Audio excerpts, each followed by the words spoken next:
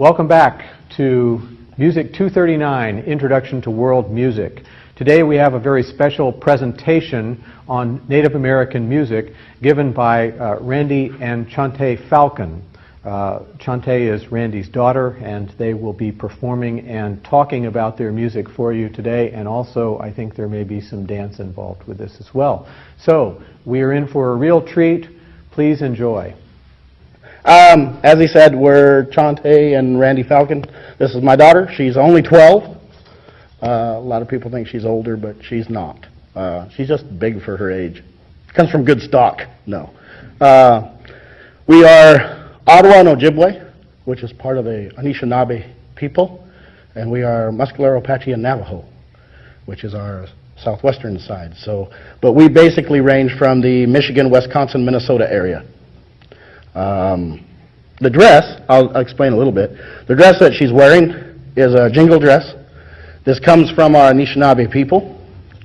It was told to us that one of our relatives actually was one of the first women who actually brought this dance to America from Canada. A lot of kids who dance today, somewhat, I won't make that general statement at all, but some I've seen, they'll make a dress, put it on them, and just put them out on the arena. We don't do that. She had to, without the dress, before she could have the dress made, she had to dance for her uncles. I sang. They watched her. And they had to give that okay for her to do this dance in front of you, or at a dance here in Missouri or Oklahoma or Nevada, wherever she's danced at. She had to have permission to do that, had the right to wear that dress, because there are rights as a jingle dress wearer that you have to conduct yourself every day. She has a lot of responsibility for a 12-year-old. And because to us, this is a medicine dress, this is a healing, and it can be used for socially powwowing, or it can be used to do a ceremony right on the arena if it's called for. And if it's called for, then she has to know how to conduct herself, what to do. So she's basically gone through all that. She went through it, how old were you, 7, 8, and they went ahead and she came up to them and said, "I want a jingle." And they said, "Are you sure you don't want a fancy or something first?" And she said, "No, I want a jingle." And they said, "Okay, we'll go ahead and put you through that."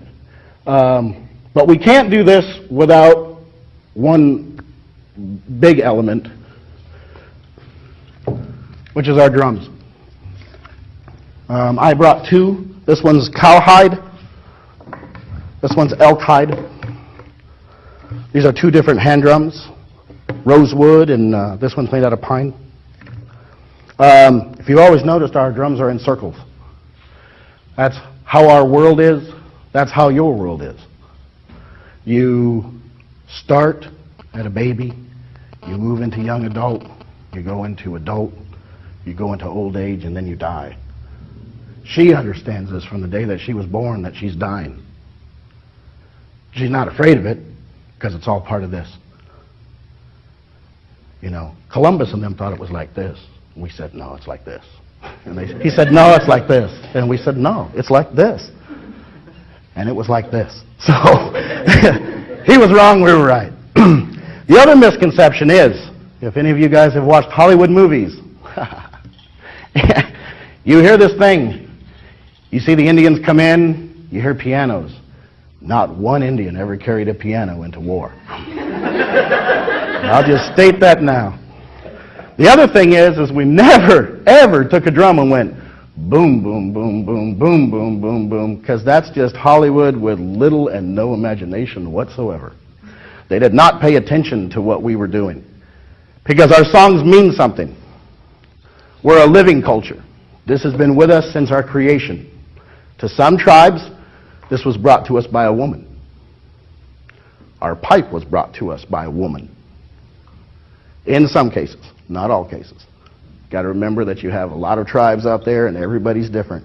The one thing I will tell you though is that you can put this drum in the middle of that room and all of those men will agree to what it stands for.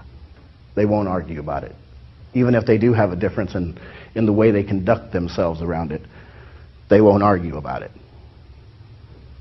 So We're a little bit different when it comes to sometimes some religious denominations who like to argue about certain things. We don't do that with our pipe or with this.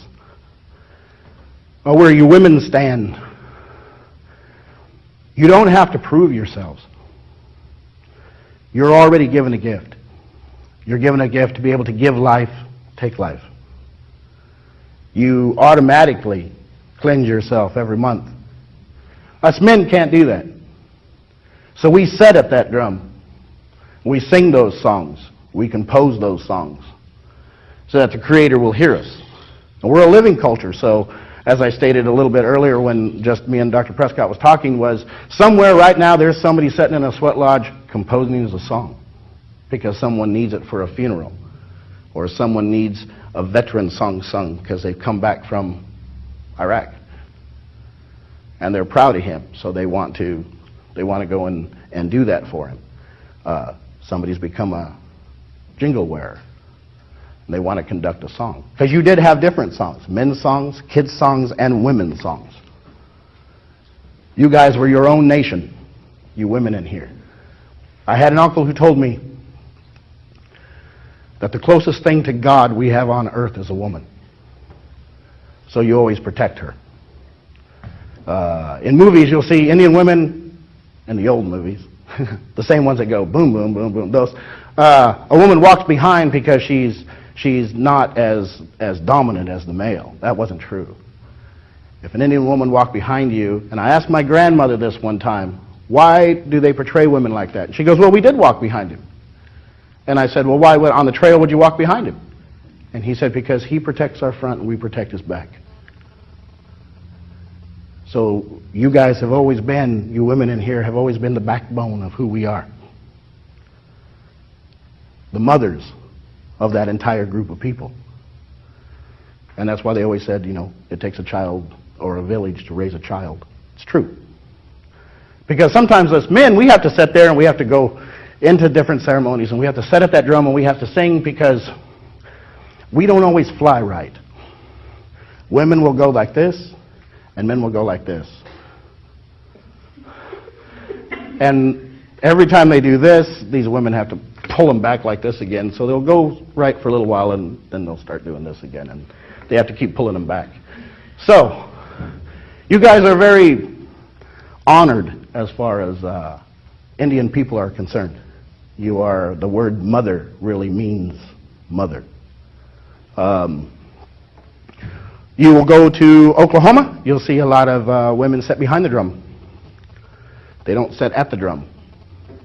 They do this because they don't have to sit at the drum. Plus, and I might get in trouble for saying this, but I'll say it anyway. Sometimes she has to stand behind us to keep us in line on the drum. There's been plenty of times I've sat at a drum and had the lead singer start a song and it be the wrong song and turn around and turn to her and say, how does that song go? And then she'll tell him. And then he sings it. Sometimes it's just that lead you forget, but she remembers. The sacrament that we take in the Native American Church, the NAC, is done by women. That women is always standing there to help us out, to nurture us, to steer us in the right way. It's even happened in the northern areas. We've had a hard time with alcoholism, drugs, and that cannot be around this. So, we've even on some reservations had girl groups start up, where you've had northern groups that were all girls. And when asked, why did you start a girl group? Because I've seen some of these girl groups come into certain areas and certain men get kind of upset because they're sitting at the drum. But they also do it correctly. I've talked to some of them. If they're on their moon, which is where you're strongest, they won't sit at that drum. Because it's a competition between you and that drum. They won't sit there. They'll pull off for that time. And when they're done, they'll come back and sit at that drum again. So we've seen some of those pop up here and there. When you ask some of the women, why do you do it? It's because they'll say, our men aren't interested anymore. We're losing our songs because our kids are doing this. So, again, The women jump up there and take the forefront in order to keep something alive. Nowadays, those are a little bit less, and we start seeing more men groups come in. So it's taken its toll, it's taken its time, and they had to kind of fill that time for a while. But basically, that's kind of like where your women will set. I'm not sure how the split happened, but there was a split that made northern southern. And southern music came from the Oklahoma area, and they used a hide drum. I'm talking now, like later 60s, early 70s. They'd be using a hide drum, double-sided, hide on the top, hide on the bottom, real big. You can set 6, 7, 8 men at it. And that was your southern singers. And your southern singers used your regular sticks. Nowadays, because we're a living culture, we make everything out of what we have now. That's a fishing rod. Tape comes in real good, you know, to hold things together. If we would have had tape in 1890, we would have used it, let me tell you. So they'll use a hide stick for that drum. At that same time, in the north, they wanted to separate themselves a little bit, I guess, or there was a separation. I'm not sure where the separation came, but they started using bass drums. They would go to schools and ask, do you have an old bass drum? And they wouldn't re-hide it. What they would do is they would take off one of the rims, and then they would cut the rim in half and then put it back on and then put the lug nuts back on. So it would just lower the rim. And then they would use fluffies, because it made it lower. The two styles of singing is, one, you had a lower style of singing in the South, where they did a lot more. If they're vocal bowls, it'd be, you know, they would do it this way. Up north, they would take it up a little higher and sing in more of a falsetto kind of thing, like they would just go up higher with it. And so it separated the two groups. It's nice to see that in the last 10, 15 years, we've all gone back to the high drum. There was also, on the Powwow Arena, a little animosity between northern and southern people, and we've seen that go away. We've seen where now some of the booths and vendors and stuff that come to powwows are even from Ecuador and Mesoamerica. Doing away with that border, saying those are still brothers and sisters who are down there in Mexico too. They're Indians there as well. Out west, you can go to a powwow and it's not uncommon to see the specialty dance maybe in the afternoon be Aztec dancers. So we've really opened up that door to everybody who is native. What else? Now I'm getting lost. No. The hide, the drum itself, is not something, with the way we treat it, is not holy in itself.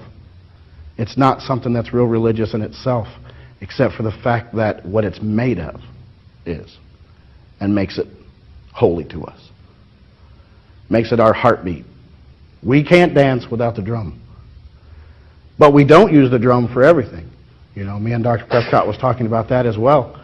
You know, if you go clear back to creation stories and you ask your families and them, you know, like we have, you know, what did we do before we had the drum? What did we do during our creation when our people were here? You know, they said that everything, voice was a big thing. Singing, everything. If you prayed in your own language and then you sang. If you hunted, you found your deer, but you sang. And when you sang that deer song, that deer would either run away, which means your song was not heard, or it would just stand there and let you take him. You know, before they hunted buffalo, they sang.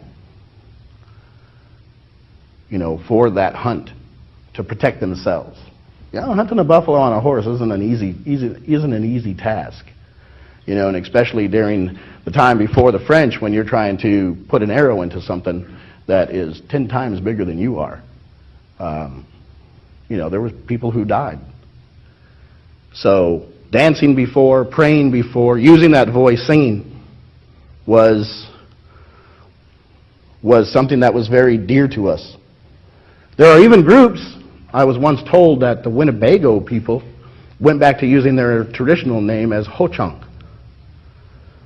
And it was told to me at one time that that Ho-Chunk didn't mean, the people like a lot of tribes were. It meant the mighty voices because of the way that they sang.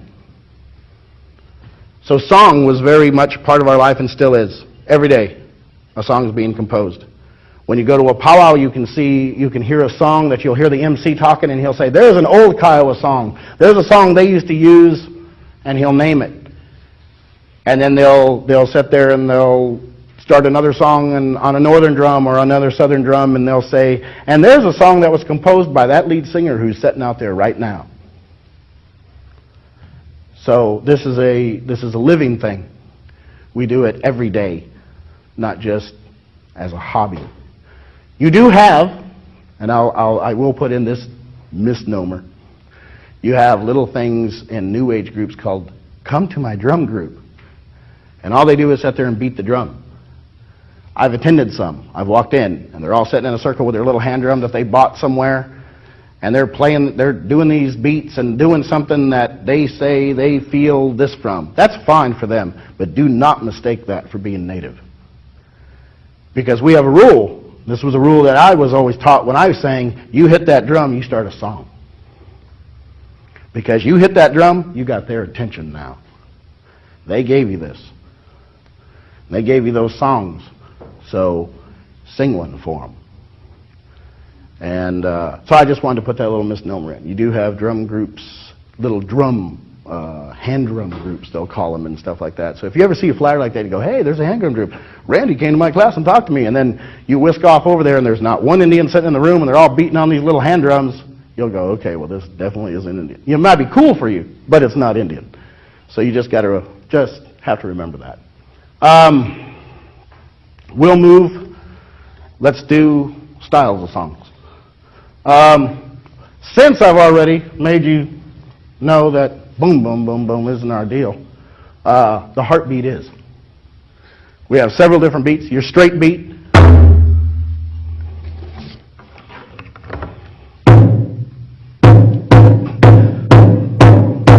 which would be used for a straight song, vocable or word song. Round dances.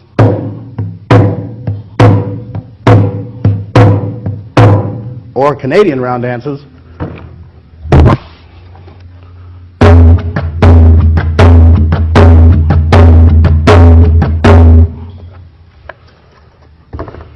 Side steps.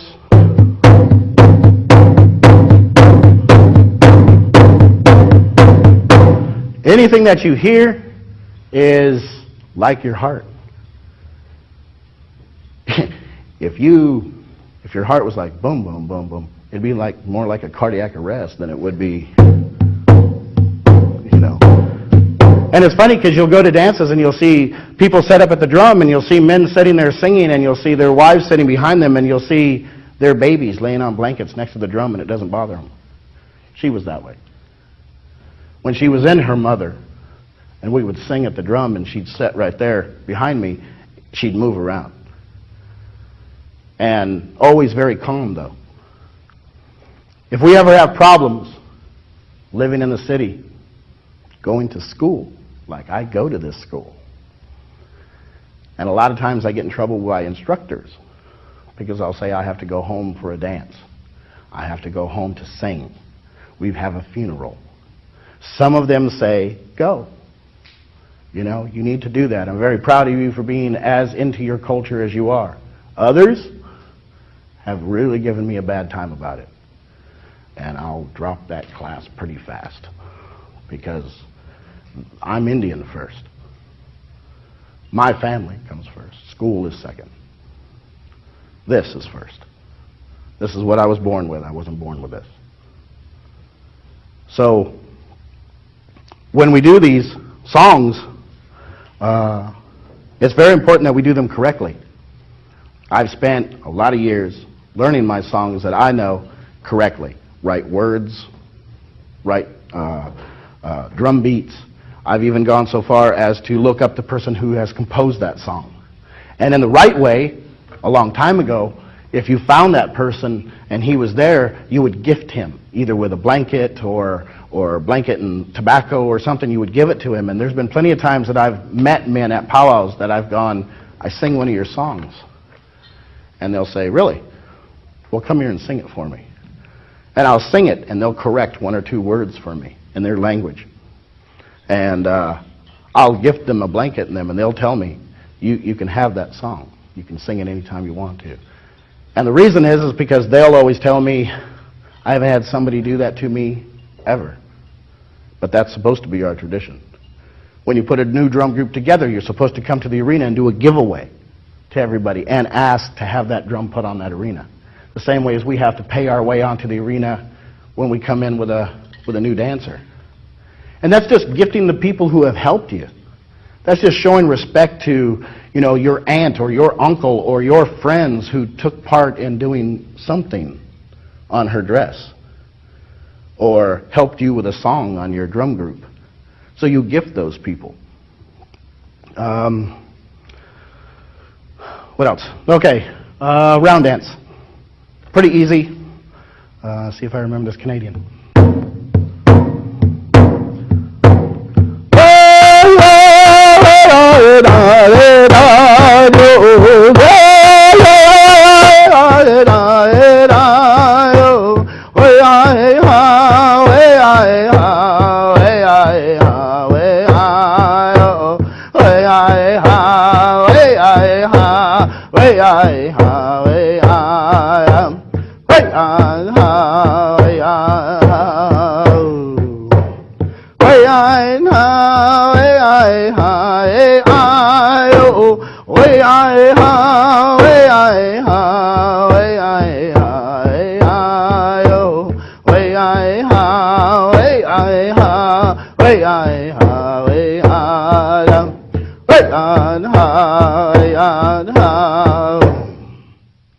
Simple round dance.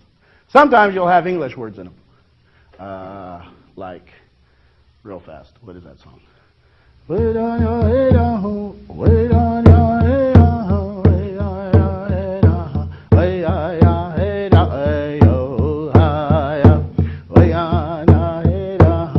on your head, wait on your head, wait on. I'm from Oklahoma, got no one for my own, so I come here looking for you.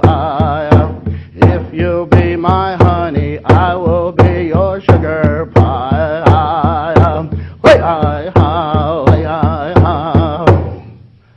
Which is a song you'd sing to a girl. So they sometimes put songs, words in those as well, English words. They'll throw them in there. I know a lot of those, talking about brown eyes and long hair and all this other kind of stuff. So the other was just a straight round dance tune. We have songs for every category. Grass dance, a little bit different drumming. I didn't cover that one. Grass dance, let me see.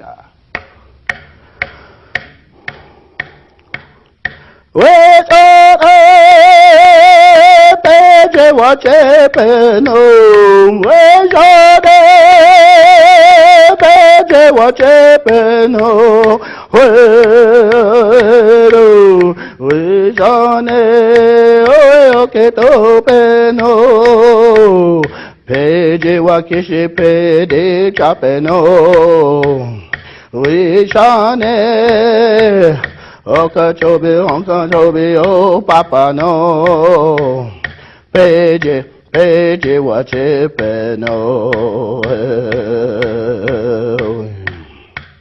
we shane oke topeno Peje wa kishe pede chapeno we shane Ankan chepe o kanchobe o papa no Peje wa chepe no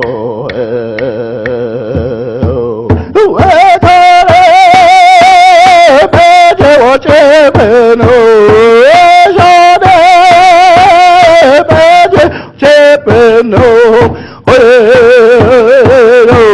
we shane oe oke tope no peje wakishi peje chape no we shane wakan chepe oka chobe o papa no peje peje wa chepe no. And that's a grass dance song. If you hear the movements, grass dance is a very cool dance, if you could ever see it. In the old days, they used to wear bustles and headgear. There are pictures of some grass dancers, if you see some old pictures of the Wounded Knee just before the massacre happened. I know there's a picture that they have where there's 5 or 6 men who were dressed out as grass dancers. All of their wrappings and weavings that they have are all made from sweetgrass and wrapped around them. Today, we make those out of ribbon. So you can tell all your grass dancers, no bustles. They'll have all of this ribbon going everywhere. And when they dance, when they're doing that beat, they'll dance that way. And they'll move their leg one way, and then they'll stop and move it the other way. Because it's a repeat kind of dance. Whatever you do one way, you have to stop and do the other way. Back home where we're from, we don't mow our power arenas. Out here, first time I ever went to a dance, and the grass was mowed. And I went, well, that's nice, but that's not what we do. What we do back home is we have 4 or 5 grass dancers in the front. And we have some singers behind them, or at the drum, and they'll do a grass dance. And those guys on the morning of, dressed out, will stomp that grass down. And they'll push it down. If you've ever seen 5, 8 of these guys standing in a row, all doing the same thing, and pushing that grass down all the way around that arena, it's something to see. It's pretty cool. And sometimes one of them will have a crane flute, and when he blows it, it tells them what to change to. These guys are like a little society of their own. We've seen that. And that's very cool to see. So I'd rather see that than see the mowing of the of the deal, but that's okay. What else? Let's do you. Let's show them what a jingle and they can do 2 songs, straight and sidestep. Sidestep's very old and it's really hard. So what I'm going to do is not put her through that because she's dancing this weekend, so I don't really want to wear her out before she gets out there and she's up there and goes to sidestep and falls down because I've worked her too much today. No. So you can just do it here. I'll just stand here. You don't have to go very far, right? No? Okay. We'll do a straight song first. But this is a Winnebago song. And then the second song we'll sing is an Ojib song, which is a sidestep. So I'll do 2 in 1.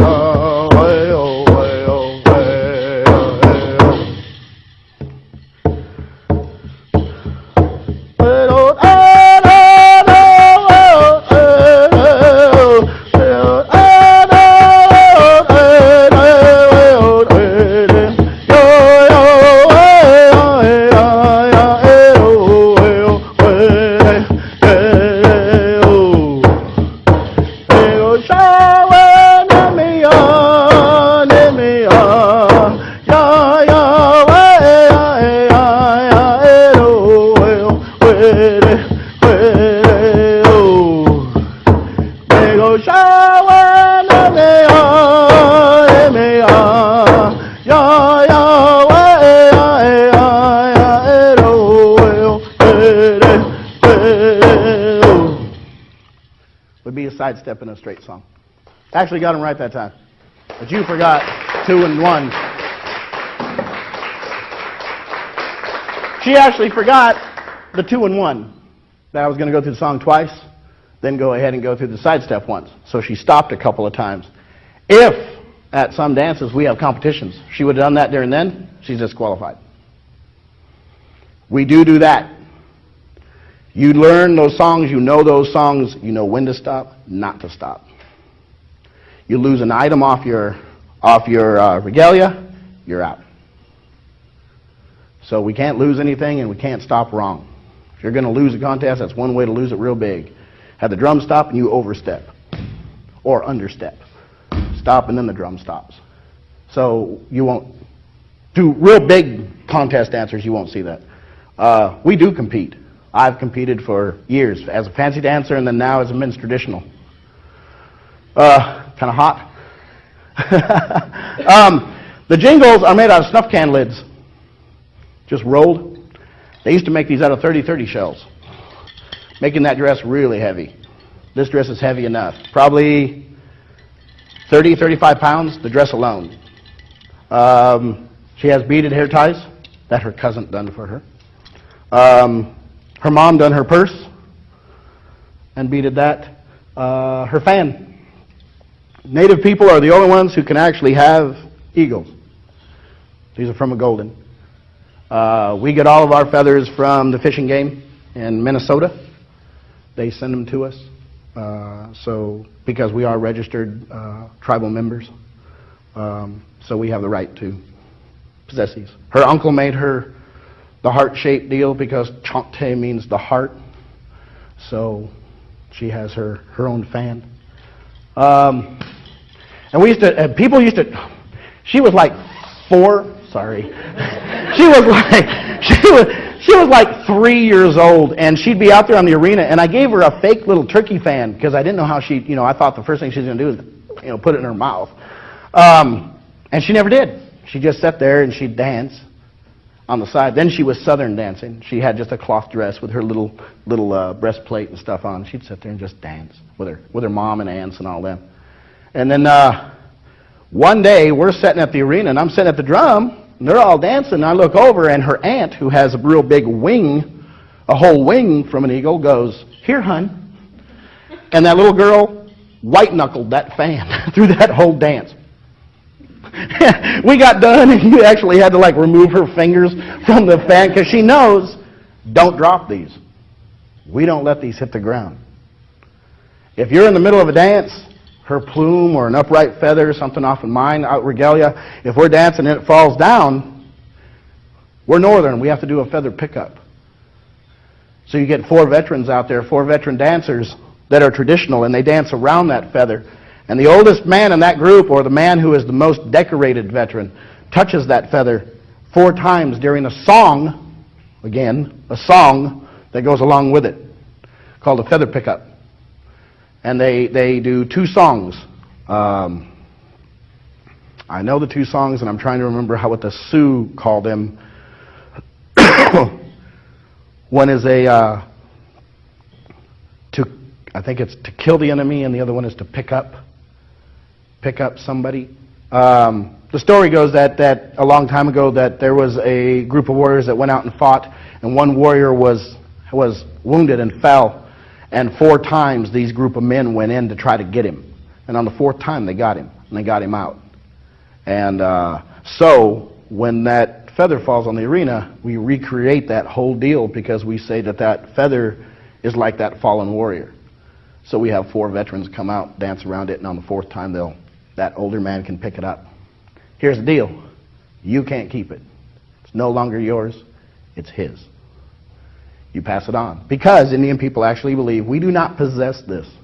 This is only here for right now for us to use.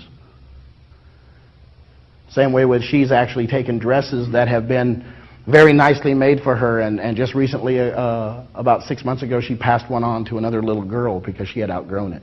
So she took the mocks, leggings, the whole deal, and said, "I want to do this, Dad." And we went and got an older man and brought it in, and he sang, again, a song, and then passed that dress on to another little girl. And it's the same way with our drums. You know, it was the same way with our concept with land. You know, we didn't own it. It was here for now, for us to use it. Also, we do not harmonize on the drum. A lot of stuff is done in unison.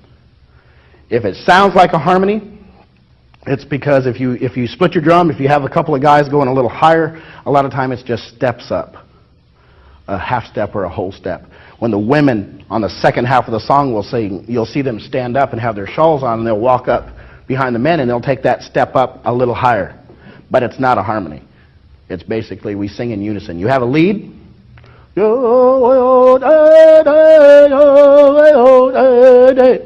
That's one whole lead. Then your guys will come in right behind you. And you'll repeat that. When you reach the end of that,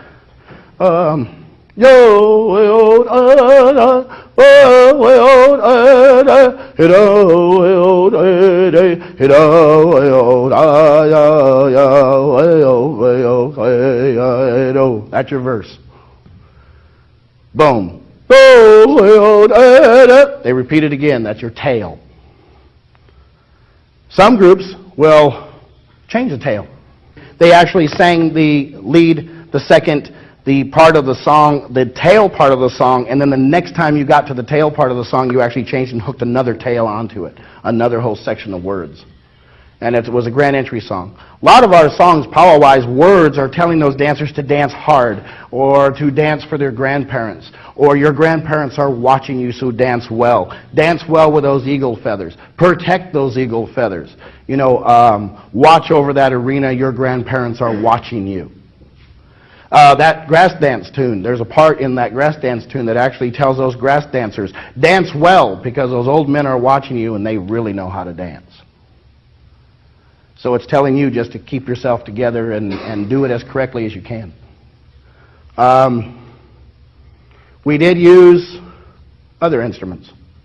Rattles. Did you play them? I know one time you had played a stomp dance song. What you hear in there, that when they're doing those, and that's kind of a call and response. And they'll back you up. They're standing in one line going around a fire. You have a caller, and then you have a shaker, which is a girl who's, like you'll see them in Oklahoma, they'll wear a t-shirt and a dress, and then they'll have these rows and rows of either, like they look like pop cans that are all hooked together, or if they get real traditional, they have turtle shells. And they're doing that behind these guys. And that's that that you're hearing behind, all of that. It'll go caller, shaker, singer, shaker, singer, shaker, singer, shaker, however many you have until you get to the crowd of people. But it always goes boy, girl, boy, girl, boy, girl, boy, girl, boy, girl. It's probably, I remember the first time I ever went to a stomp dance, I was really surprised because it's can't be two guys and it can't be two girls. You have to have a guy in between or a girl in between.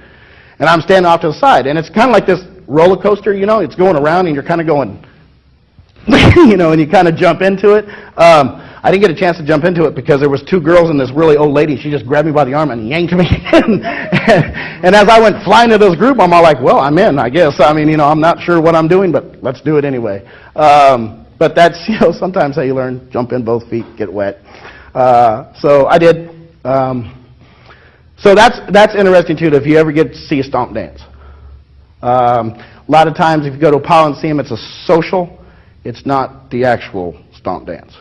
And that's something that is very dear to Creek, Seminole, Choctaw, Chickasaw, you know, Cherokee people. That's kind of their thing. The other thing we used was flutes. We used flutes for courting. Sometimes we used flutes for medicine. In some groups, they called them elkmen. Some tribes, if a young man wanted to marry a woman or court her, he'd make his own flute, compose his own song, play it for her. If she liked him, if she took it to heart, she would talk to him. If not, then he was just playing to the wind. That's what my grandpa used to say. He's just wasting his time playing to the wind. Other tribes that didn't make a flute, you actually had elkmen that they called within within their tribe, a society of men, and you would go and you would pay him. You know, here's a pony, compose a song, I'm going to be standing outside her teepee, come there and play it. And they would. Again, if she wanted to talk to you, she'd come outside. If she didn't, you're playing to the horse in the wind. Good luck there. So I'll do a song off here, just to let you hear one. I composed this, me and a relative, and composed it for our grandma. She didn't get a chance to hear it before she passed away, and he also passed away. So I play it for you guys and play it any chance I get because it's their song. I just feel that they still hear it. So it goes.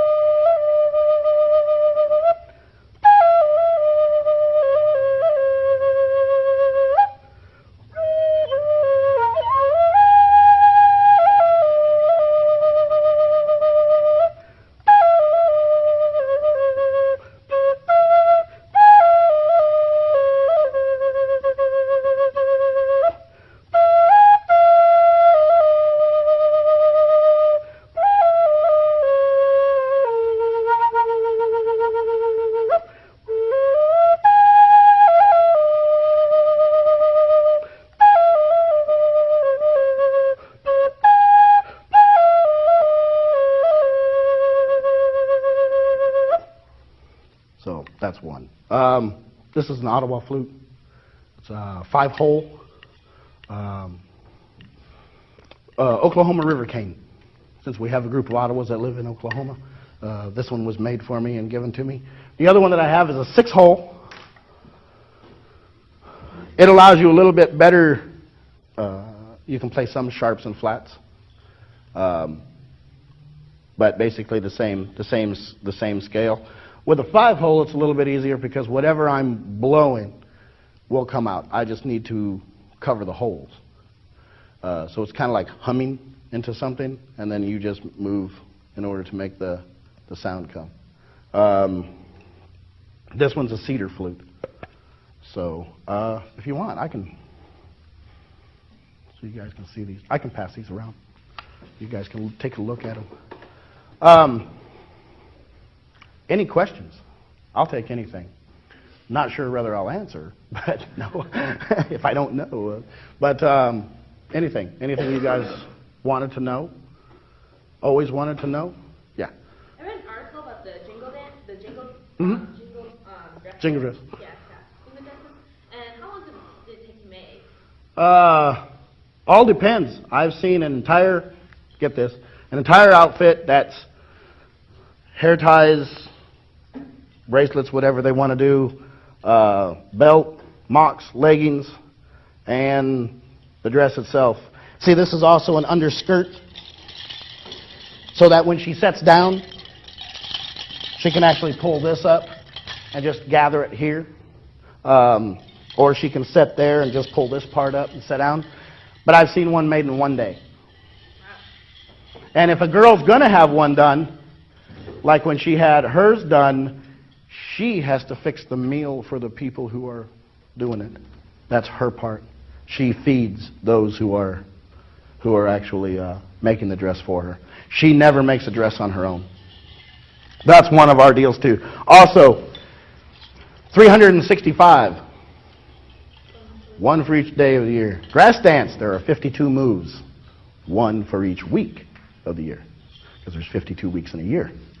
365 each day. What happens leap year? We take one, and she actually has a dress that an older woman came up to her, walked up to her and said, "You have a very nice outfit. What happens if it's leap year?"